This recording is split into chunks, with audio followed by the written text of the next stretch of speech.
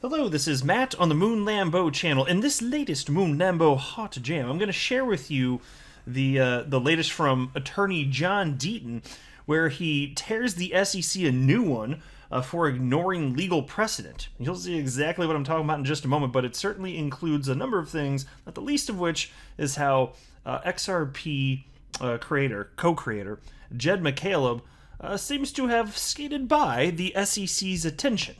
Well, yet they focused on Ripple executives and Ripple the company, claiming that they've sold XRP as an unregistered security. Somehow Jed McCaleb skates on by. And so as you see the inconsistencies throughout this entire damn case, all it can do is make one's jaw drop in disbelief. So I want to highlight that. Also, I want to talk a little bit about a video clip that's been circulating lately. And there's been all sorts of videos, and I highlight as many of them as I can, having to do with Ethereum, things that Ethereum founders have said in the past, how it looks like they were just trying to dodge regulation from the SEC, especially back in the earliest days. You've seen some of that. You've seen the inconsistencies in terms of the way that, of course, the SEC has treated Ripple as opposed to the Ethereum Foundation. Well, there's a clip that really just shows another inconsistency from Joe Lubin, who is a co-founder of Ethereum, and just kind of like comparing what he said to something that Vitalik Buterin said, who is another co-founder of Ethereum. It's just like, my freaking God, these guys are publicly stating all of this crap, and the SEC just gives them a free freaking pass. Are you kidding me? It's completely absurd.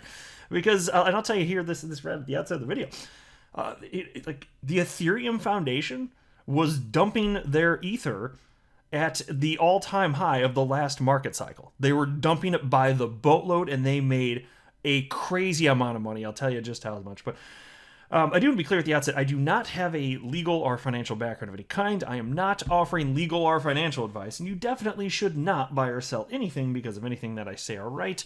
I'm just an enthusiast who enjoys making YouTube videos about crypto-related topics, but just as a hobby and just for fun. So let's go ahead and dive right in, folks. And this, again, is from Attorney John Deaton. The SEC has sued Ripple, Brad Garlinghouse, and Chris Larson for $1.3 billion, alleging XRP is an unregistered security. The SEC claims that today's XRP, including the XRP traded in the secondary market, are all investment contracts with Ripple. And you can see shared this screen grab. I've highlighted this on the channel a couple times recently even, but here I'll just read the most important part here. This is from the SEC here. The XRP traded even in the secondary market, is the embodiment of those facts, circumstances, promises, and expectations, and today represents that investment contract. Yes, indeed, all the XRP moving about in secondary markets, even between people that don't know what the hell Ripple is. Ripple, they don't even know Ripple's a company. That's still part of all of this, they claim. Completely, shockingly absurd. John Deaton continues, though. Does the SEC truly believe that all XRP are securities, even the XRP sold by exchanges independent of Ripple? If it truly believed all XRP are securities, why didn't the SEC order Jed McCaleb to cease and desist from selling his billions of XRP? Why didn't it seek a preliminary injunction to stop Ripple from selling any of its billions of escrowed XRP? So let's just pause. Think about this. Think about, if the SEC believes what they're saying, think about the damage that they have allowed to occur, because all sorts of market participants, some of them absolutely massive, continued to be allowed to sell XRP. They could have put a stop to this if they really thought that this was harmful to investors, as they claim they do. Now, you and I know the truth, though. They don't give a damn about us as investors. Oh, no. This is a power grab, folks. This is an absolute power grab. And there's also indications, which you've been talking about for some time, that some of the people that were higher up in the SEC during the last administration maybe had some reasons to position certain cryptos publicly, in terms of how allegedly like the SEC viewed them. I gotta view, kind of manipulate things a bit so that, Bitcoin and Ether, there's a little free pass here for you guys, here's a little bit, because it financially benefited them, but that's just a coincidence, right? That doesn't mean corruption. I don't care what you call it at that point. They're monetarily benefiting from policies that they're setting, and then they're not calling them official policies, but they're setting these policies, and they're monetarily benefiting. At this point, as long as we just acknowledge those are the facts, I don't much care what the hell you call it, whether it's corruption or not. That's what happened. That's messed up, and that does not look right here. John Deaton continues here. So, and again, let me just read this last part again. Why didn't it seek, the SEC, why didn't it seek a preliminary injunction to stop Ripple from selling any of its billions of escrowed XRP? If all XRP are securities, as alleged by the SEC, why didn't it attempt to stop anyone who has paid millions or billions in XRP from selling once the case was filed? The SEC seeks $1.3 billion, while claiming that Larson and Garlinghouse enriched themselves by not making the proper disclosures. Yet, the co-founder of the same company has been allowed to sell over $2 billion worth of XRP since the case was filed. That's astonishing, is it not? After a 30-month investigation into Ripple, Garlinghouse, and Larson, the SEC couldn't find one instance of fraud, market manipulation, or misrepresentation. That, likely, also means that Jed McCaleb hasn't done anything fraudulent. If he had, it would likely be part of the case. I have nothing against Jed McCaleb, nor do I believe he has done anything wrong by selling his XRP. It's his property, and he can legally do with it how he sees fit. So let me just pause there to point this out too. If you notice, all of the talk in the initial complaint from the SEC against Ripple, dating back to December of last year, there's all sorts of talk about how Brad Garlinghouse and Chris Larson, they're selling all sorts of their XRP, just massive quantities of their holdings.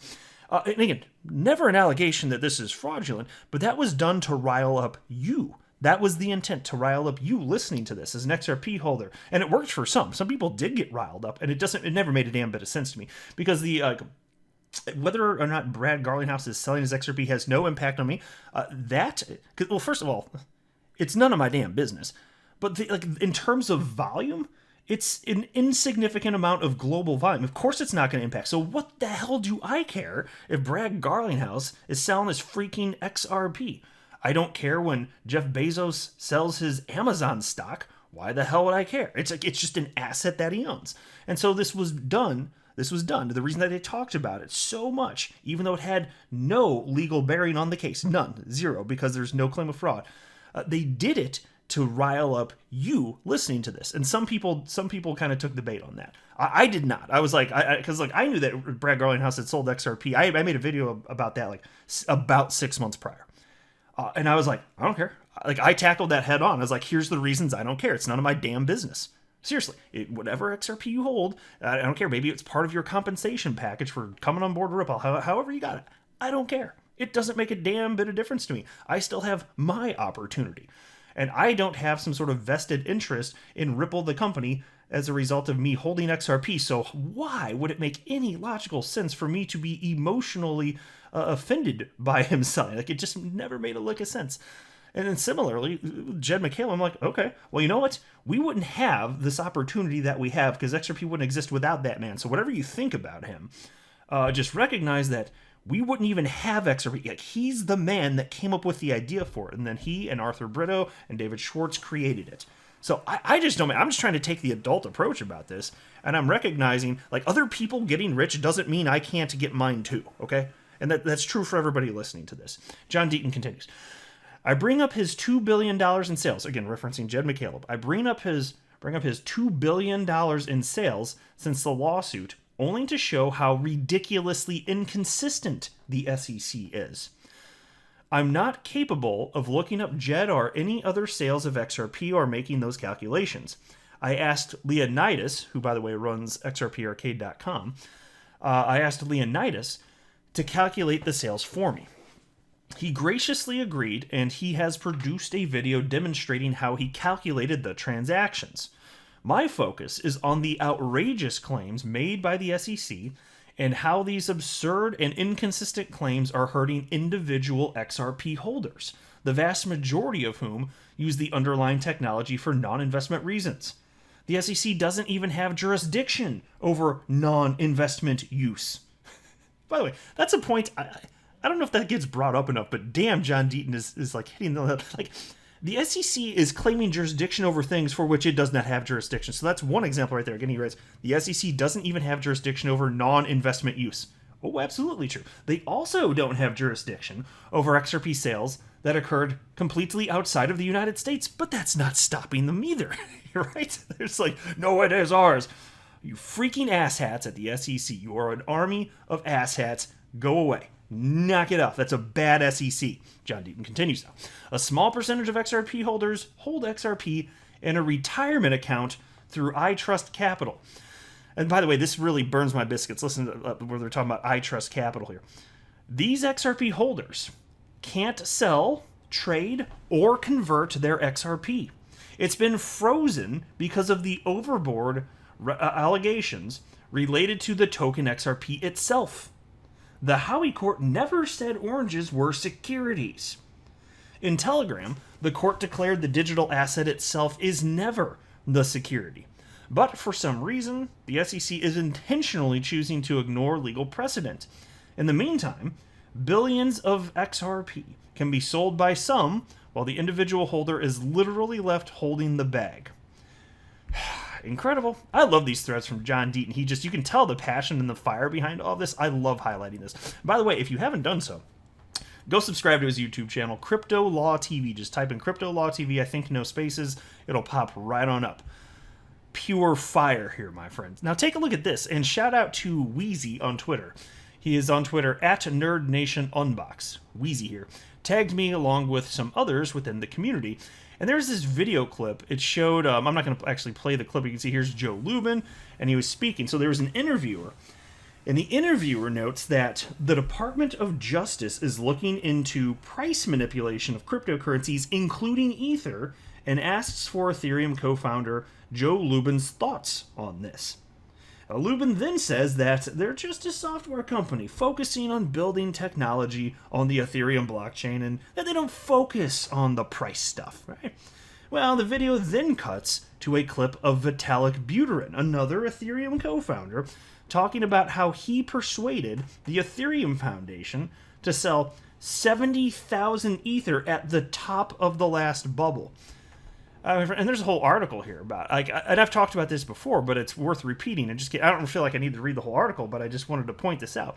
And so this was made public in December of 2019.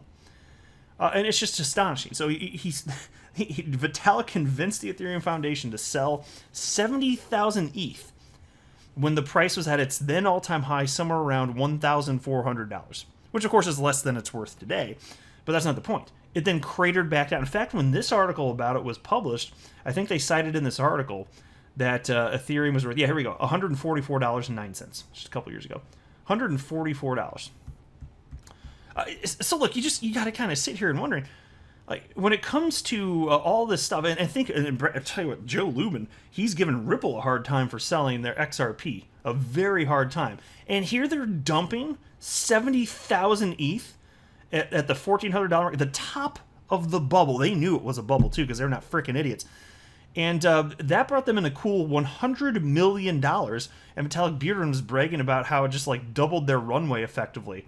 You know, and I was just like, my gosh. There's so much hypocrisy going on in this space. Especially with this Joe Lubin guy, my gosh. Like, the level of smugness is truly impressive. It's a sight to behold. So there we are. And this is the reason that we cannot have nice things, folks. I'm not a financial advisor. You should not buy or sell anything because of anything that I say or write. That would be a very, very, very bad idea. Until next time, to the moon, Lambo.